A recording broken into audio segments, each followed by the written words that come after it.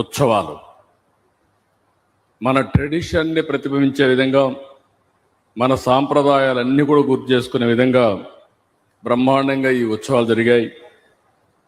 ఒక పక్క ట్రెడిషన్ కాపాడుకుంటూ ఈరోజు టెక్నాలజీ ప్రపంచంలోనే మొట్టమొదటిసారిగా లార్జెస్ట్ గ్రీన్ అమోనియా మన తెలుగువాడు అనిల్, అదే మరి మహేష్ కలిసి ఏఎం గ్రీన్ కో ఈరోజు ఏర్పాటు చేస్తున్నారంటే ఇది ఒక చరిత్ర.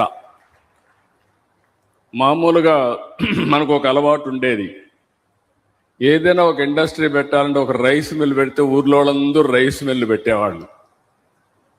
కానీ ఈరోజు ఆ విధంగా కాకుండా వినూత్నమైన ఆలోచనలతో ఇన్నోవేషన్తో ముందుకు వచ్చారు.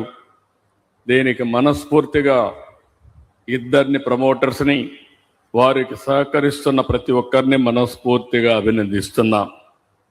2025 జనవరి 6వ తేదీన గ్రీన్ అమోనియాకి గ్రీన్ సిగ్నల్ ఇచ్చాం. అయితే ఇప్పటికే దీన్ని ఒక స్థాయికి తీసుకొచ్చారు.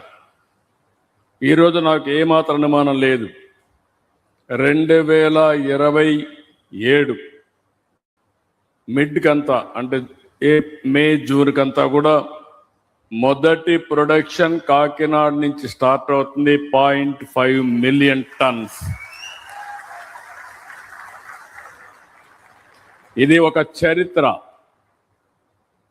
ఒకప్పుడు చరిత్ర రాస్తే ఎవరో చేస్తే మనం చూసేవాళ్ళం, కానీ ఈరోజు చరిత్ర తిరగ రాయడంలో తెలుగువాడు ముందున్నాడంటే గర్వపడుతున్నా, సంతోషిస్తున్నా. నిన్నే ప్రధానమంత్రి నరేంద్ర మోడీ గారు, జర్మన్ ఛాన్సలర్ గారు ఎంఓయు చేశారు. ఆ ఎంఓయు ప్రకారం కాకినాడలో గ్రీన్ అమోనియా ప్లాంట్ కూడా వస్తుంది. మనం ఇక్కడి నుంచి సప్లై చేస్తున్నాం. ఇంకొక పక్కన మనందరం గుర్తుపెట్టుకోవాల్సిన అవసరం ఉంది.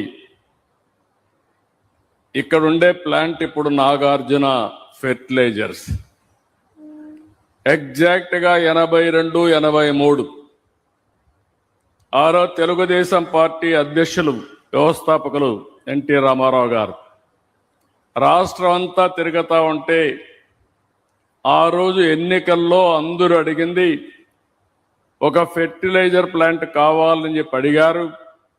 తప్పకుండా నాగార్జున ఫెర్టిలైజర్ ప్లాంట్ ఏర్పాటు చేస్తారని ఎన్నికల్లో హామీ ఇచ్చి ఆ హామీని నెరవేర్చిన వ్యక్తి నందమూరి తారక రామారావు గారు, తెలుగుదేశం పార్టీ ఆనాడు.